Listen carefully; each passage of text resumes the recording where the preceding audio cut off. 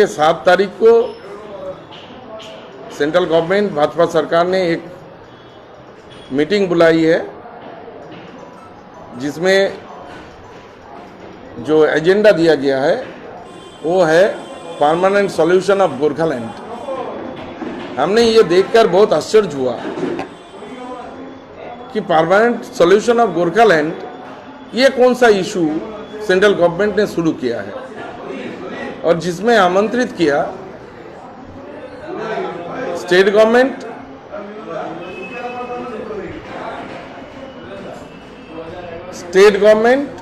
GTA and Gorkha Janmukti Morcha. ये हम लोग बहुत आश्चर्य हुए कि ऐसा एक सेंट्रल गवर्नमेंट कैसे कर सकता है, जबकि हमारे यहाँ का माननीय सांसद राजू बिष्ट जी ने उन्होंने संसद में ये इशू लेकर उन्होंने इस पेंडेमिक के समय भी पार्लियामेंट में हमारा जीवन जीविका को लेकर, पहाड़ का पर्यटन लेकर या दूसरा हमारा जितना भी पब्लिक इश्यूज है उनको लेकर कोई बात नहीं कहकर खाली गोरखालैंड परमानेंट सॉल्यूशन ये एक संसद और एक देश का सरकार कैसे सोच सकता है। हम लोग बहुत आश्चर्य हुआ।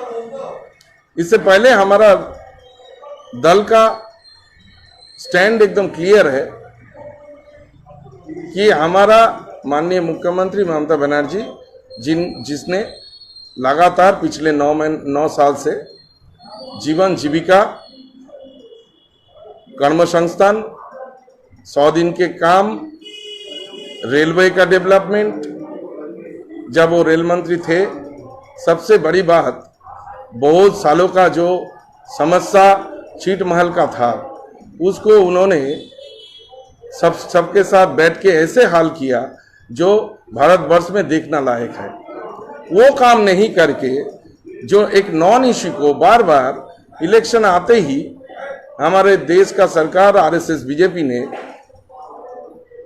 उठाते हैं। हमने देखा 2009 से लगातार जसवंत सिन्हा जी, उसके बाद एस अहलुवालिया जी और हाल ही में सांसद राजू बिष्ट जी ने उनका एजेंडा क्लियर कर दिया बंगाल का हमारे 10 करोड़ आदमी का सामने। तो ये कोई हमारे लिए, हमारे राज्य के लिए, हमारा देश के लिए हम लोग असम्मानित बोध करते हैं। ये असम्मान किया गया बंगाल का आदमी को। लेकिन हम लोग चाहते हैं कि जब तक हमारा खून रहेगा, जब तक माननीय मुख्यमंत्री ममता बनर्जी हमारा साथ है, किसी को चिंता करने का कोई जरूरत नहीं है। जीवन जीविका का डेवलपमेंट के लिए माननीय मुख्यमंत्री ममता बनर्जी जो काम हम लोग सब उनके साथ हैं। और जब तक हमारा दम रहेगा, जब तक हमारा खून रहेगा, तब तक हम इसके विरोध में रास्ते में आके हम लोग आंदोलन करेंगे और हमारा इस राज्य के माननीय मुख्यमंत्री ममता बनर्जी का साथ रहेंगे।